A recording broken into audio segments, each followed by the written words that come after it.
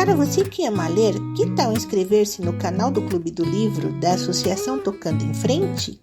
Aqui você terá acesso gratuito a vários títulos. Inscreva-se, curta e compartilhe. Seja muito bem-vindo!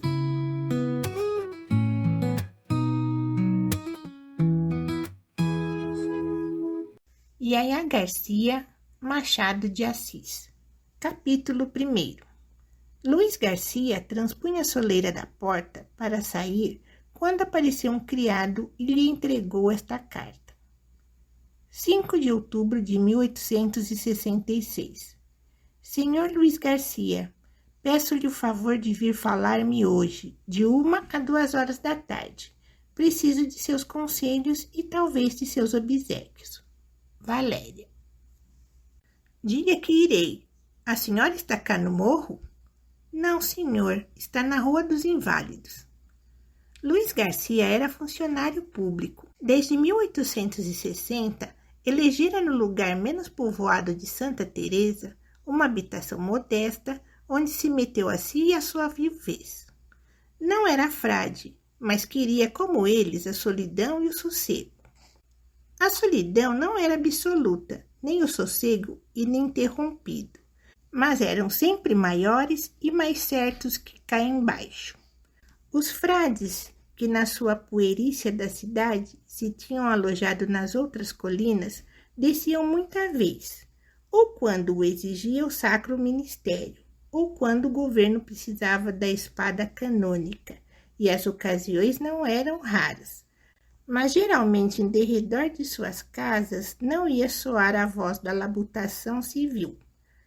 Luiz Garcia podia dizer a mesma coisa, e porque nenhuma vocação apostólica o incitava a abrir a outros a porta de seu refúgio, podia dizer-se que fundara um convento em que ele era quase toda a comunidade, desde prior até noviço.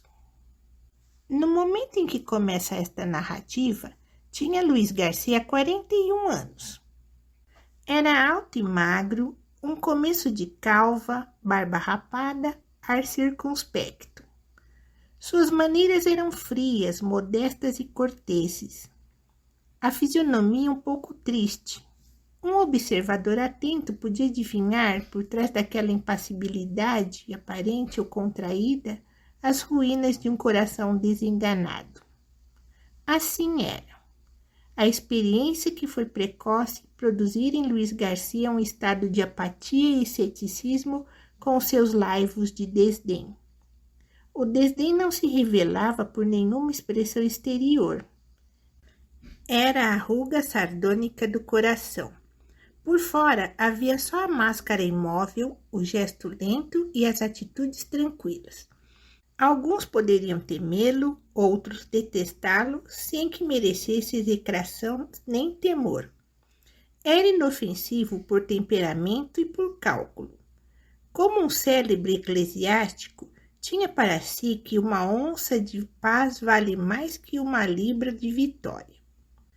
Poucos lhe queriam deveras, e esses empregavam mal a afeição, que ele não retribuía com afeição igual, salvo 2 exceções. Nem por isso era menos amigo de obsequiar. Luiz Garcia amava a espécie e aborrecia o indivíduo. Quem recorria a seu préstimo era raro que não obtivesse favor.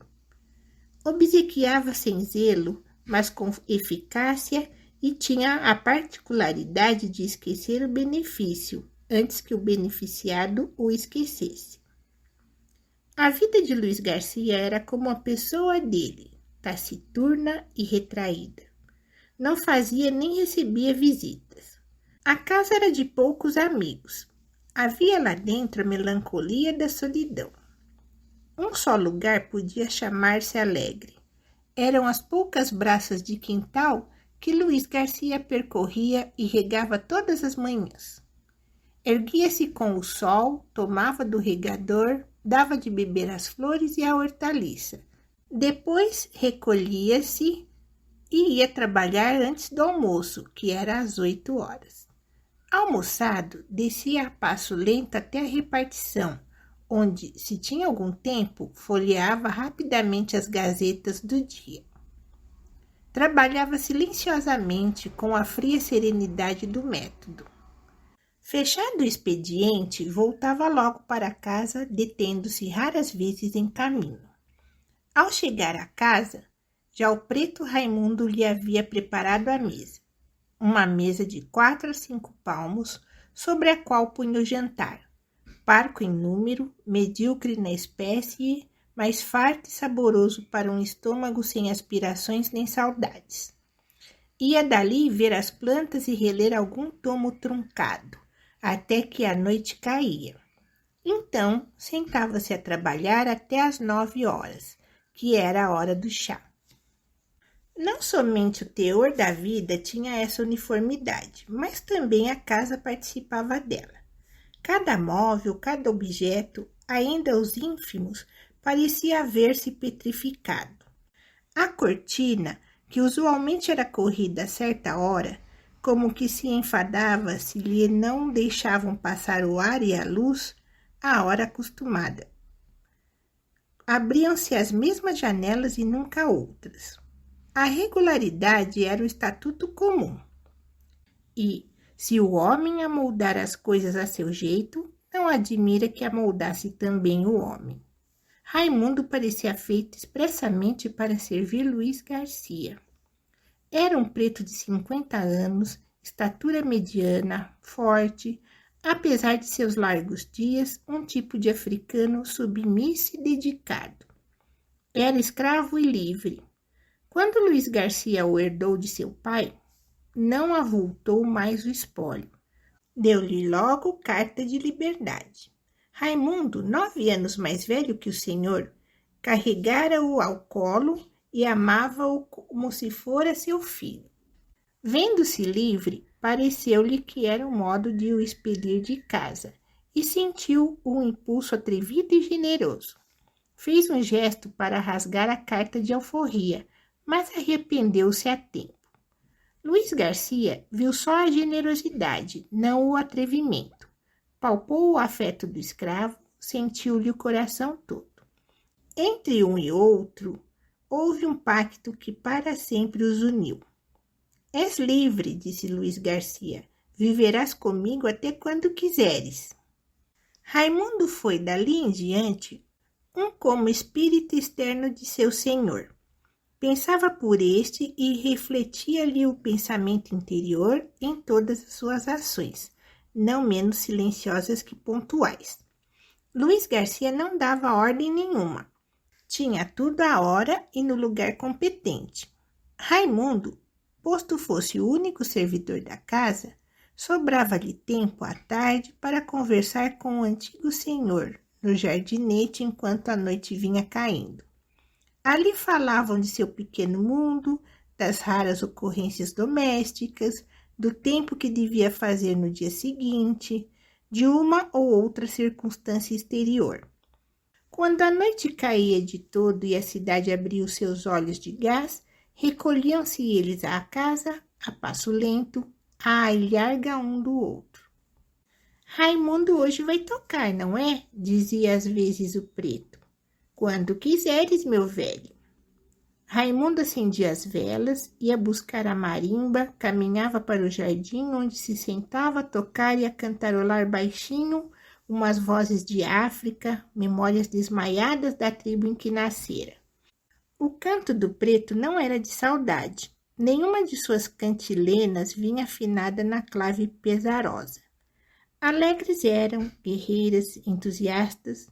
Por fim calava-se. O pensamento, em vez de volver ao berço africano, galgava a janela da sala em que Luiz Garcia trabalhava e pousava sobre ele como um feitiço protetor. Quaisquer que fossem as diferenças civis e naturais entre os dois, as relações domésticas os tinham feito amigos. Entretanto, das duas afeições de Luiz Garcia, Raimundo era apenas a segunda. A primeira era uma filha. Se o jardim era a parte mais alegre da casa, o domingo era o dia mais festivo da semana. No sábado à tarde, acabado o jantar, descia Raimundo até a Rua dos Arcos, a buscar assim a moça que estava sendo educada em um colégio. Luiz Garcia esperava por eles, sentado à porta ou encostado à janela, quando não era escondido em algum recanto da casa para fazer rir a pequena. Se a menina o não via à janela ou à porta, percebia que se escondera e corria à casa, onde não era difícil dar com ele, porque os recantos eram poucos. Então caíam nos braços um do outro. Luiz Garcia pegava dela e sentava-a nos joelhos. Depois beijava, tirava-lhe o chapelinho e corria os cabelos acastanhados e lhe tapava parte da testa rosada e fina. Beijava-a outra vez, mas então nos cabelos e nos olhos. Os olhos que eram claros e filtravam uma luz insinuante e curiosa. Contava 11 anos e chamava-se Lina. O nome doméstico era Yayá. No colégio, como as outras meninas lhe chamassem assim e houvesse mais de uma com igual nome, acrescentavam-lhe o apelido de família. Esta era Yayá Garcia. Era alta, delgada, travessa. Possuía os movimentos súbitos e incoerentes da andorinha. A boca desabrochava facilmente em riso. Um riso que ainda não toldavam as dissimulações da vida, nem ensurdeciam as ironias de outra idade. Longos e muitos eram os beijos trocados com o pai. Luiz Garcia punha-a no chão, tornava a subi-la aos joelhos até que consentia finalmente em separar-se dela por alguns instantes. Yayá ia ter com o preto. Raimundo, o que é que você me guardou? Guardei uma coisa, respondia ele sorrindo. Yayá não é capaz de adivinhar o que é. É uma fruta. Não é. Um passarinho? Não adivinhou. Um doce? Que doce é? Não sei, dá cá o doce. Raimundo negaciava ainda um pouco, mas afinal entregava a lembrança guardada. Era às vezes um confeito, outras uma fruta, um inseto esquisito, um molho de flores. Yayá festejava a lembrança do escravo, dando saltos de alegria e de agradecimento. Raimundo olhava para ela, bebendo a felicidade que se lhe entornava dos olhos, como um jorro de água pura. Quando o presente era uma fruta ou um doce, a menina trincava-o logo, a olhar e a rir para o preto, a gesticular e a interromper de quando em quando. Muito bom! Raimundo é amigo de Yayá. Viva Raimundo! E seguia dali a mudar de roupa e a visitar o resto da casa e o jardim. No jardim achava o pai já sentado no banco de costume, com uma das pernas sobre a outra e as mãos cruzadas sobre o joelho. Ia ter com ele, sentava-se, erguia-se, colhia uma flor, corria atrás dos insetos. De noite não havia trabalho para Luiz Garcia. A noite, como o dia seguinte, era toda consagrada à criança. Yayá referia ao pai as anedotas do colégio, as puerilidades que não valem mais nem menos que outras da idade madura, as intriguinhas de nada, as pirraças de coisa nenhuma. Luiz Garcia escutava-a com igual atenção a que prestaria uma grande narrativa histórica. Seu magro rosto austero perdia a frieza e a indiferença. Inclinado sobre a mesa, com os braços estendidos, as mãos da filha nas suas, considerava-se o mais venturoso dos homens. A narrativa da pequena era como costumam ser as da idade infantil, desigual e truncada, mas cheia de um colorido seu. Ele ouvia-a sem interromper, corrigia sim algum erro de prosódia ou alguma reflexão menos justa. Fora disso, ouvia somente. Pouco depois da madrugada, todos três estavam de pé.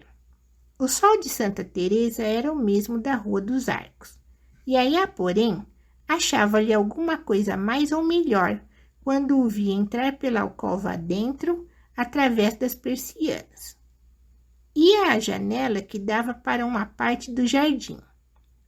Via o pai bebendo a xícara de café que aos domingos precedia o almoço. Às vezes ia ter com ele, outras vezes ele caminhava para a janela e com o peitoril de permeio trocavam os ósculos da saudação. Durante o dia, Yaya derramava pela casa todas as sobras de vida que tinha em si. O rosto de Luiz Garcia acendia-se de um reflexo de juventude que lhe dissipava as sombras acumuladas pelo tempo. Raimundo vivia da alegria dos dois.